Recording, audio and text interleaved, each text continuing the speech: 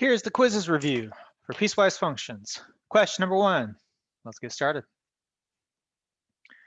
For the piecewise functions shown, what is h of 2? We use the top function for h. 2 is what you plug in, and the inequalities help you decide where it gets plugged in to either the negative 3x or the 4x plus 1. Since h of 2 contains 2, and 2 is greater than or equal to 2, we plug in for the x in 4x plus 1. So h of 2 is going to be 4 times 2, which is 8, plus 1, which will give you 9.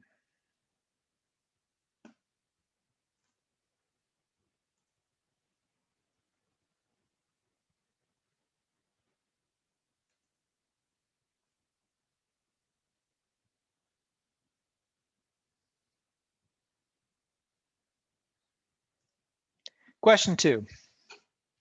For the piecewise function shown, what is 2h of 1? Using the h function again, knowing where the 1 gets plugged in, since 1 is less than 2, not greater than or equal to 2, this is the one we get it. Goes in for that x. H of 1 is equal to negative 3 times 1, which is negative 3. So 2h of 1 is going to be 2 times that. So 2 times negative 3. 2 times negative 3 is negative 6.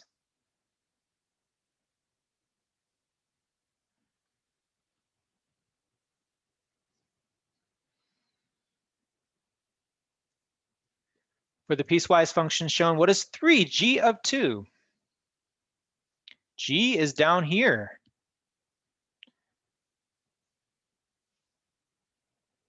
We plug in 2. Since 2 is less than 3, 2 will get placed into that x, not that one. So we would say negative 4, g of 2 is negative 4, absolute value, 2 goes in place of x, so 2 plus 2, close the absolute value. Recall that the absolute value makes it positive, so it's already positive in there. 2 plus 2 is 4. The absolute value of 4 is 4. We can also double check that.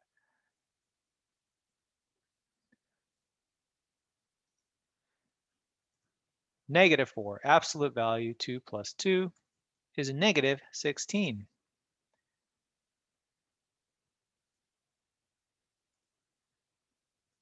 So g of 2 is negative 16.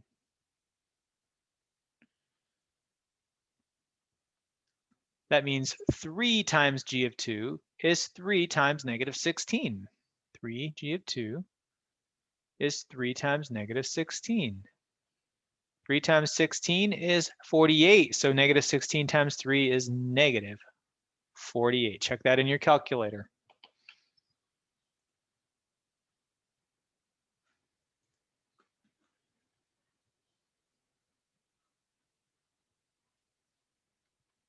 The next one, for the piecewise function shown, what is 4h of 1 plus 2g of 3? Let's start with 4h of 1. 1 is less than 2. So h of 1 is going to be negative 3 times 1. H of 1 is going to be negative 3.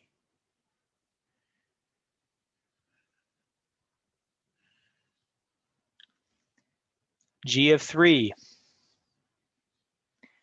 3 is greater than or equal to 3. Therefore, 3 goes in for the x to the third power.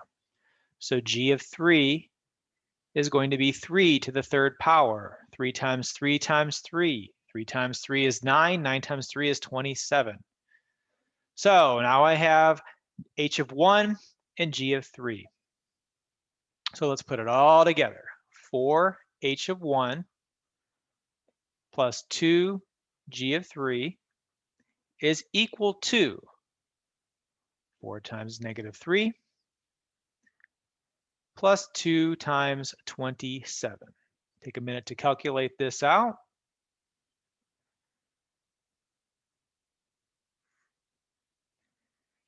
And 4 times negative 3 is negative 12. Verify that in your calculator if you need to. 2 times 27 is 54. And negative 12 and 54 combine to give you 42.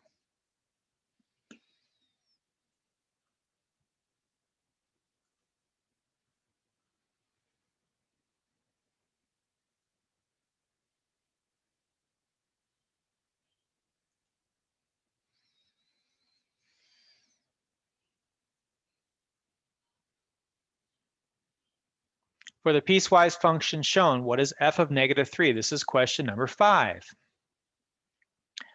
Let's see where we plug in negative 3. Negative 3 is not less than 3, so it's not going to go there. Not less than negative 3, so it's not going to work there. Nor is it greater than negative 3. That doesn't work either. We know it's less than or equal to 2, but it's not greater than negative 3. There's nowhere for it to go. Negative 3 is not greater than 2. We don't have a spot for it. Therefore, it's undefined. Nowhere to plug in means undefined.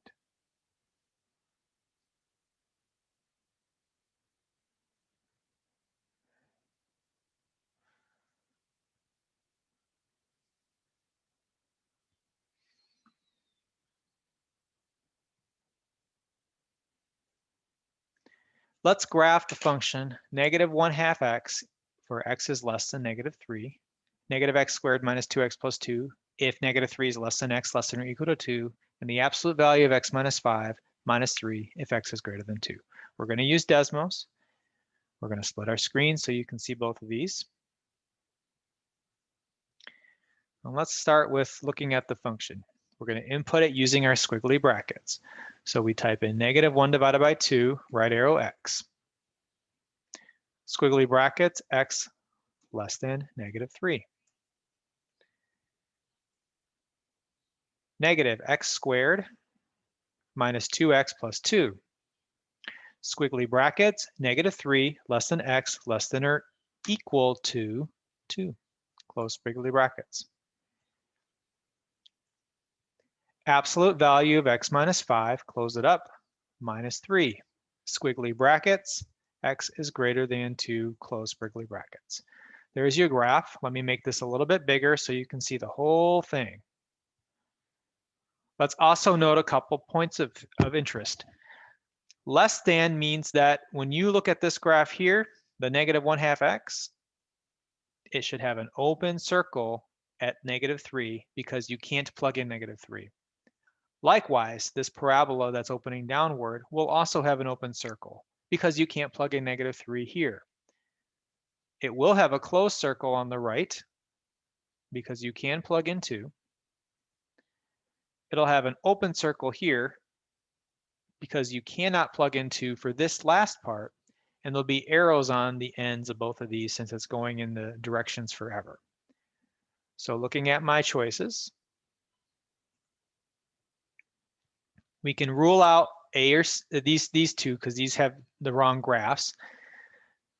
But we want to pick the one that has the 2 open circles here, less than negative 3 and greater than negative 3, because negative 3 is not part of your domain. You can't plug it in.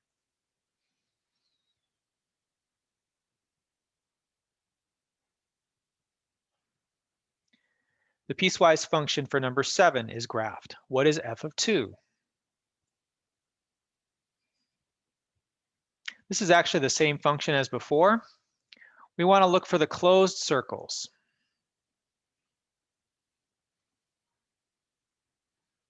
So this is open.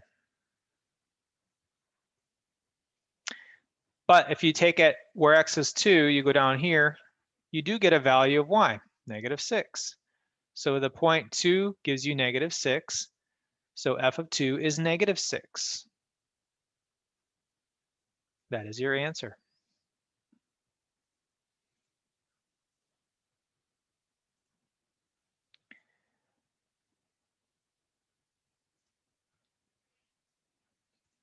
What is the domain of the piecewise function graph? This is question number 8. The domain are all the x values. If you look at your graph, I can give an output for 6. All the numbers less than 6. Now here I can't plug in 3, but I can plug in 3 there. So there is no real gap here. All the x values at 6, all these here, all these here, and it keeps going on forever. Every x value up until you get to 6, including 6, is covered. So your domain is x is less than or equal to 6. Equal because it's a closed circle. The other way to write that is negative infinity, comma, 6 bracket. Closed circle is going to get the bracket.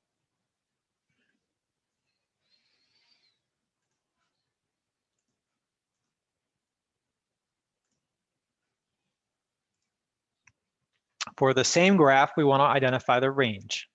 Range is the y values. So we need to look at the y values. All your outputs seem to bottom out at -4.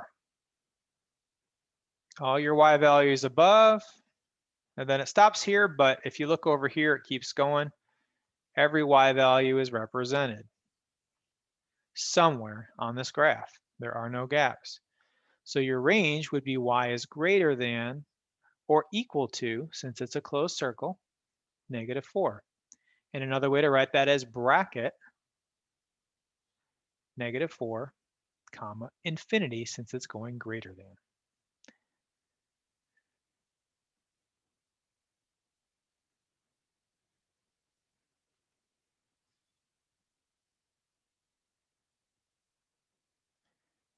And last, we want to know where the graph is increasing. The graph is increasing when it goes up as it goes to the right. We have one spot where it does that. Basically from -3 to -1. That's an increasing interval. So you would say parentheses -3 to -1. Or you could also say x is between -3 and -1. So -3 is less than x, which is less than -1. Those mean the same thing. That's your only increasing interval. Every other interval is either decreasing or flatlining. Decreasing, flatlining, decreasing. Increasing there from -3 to -1.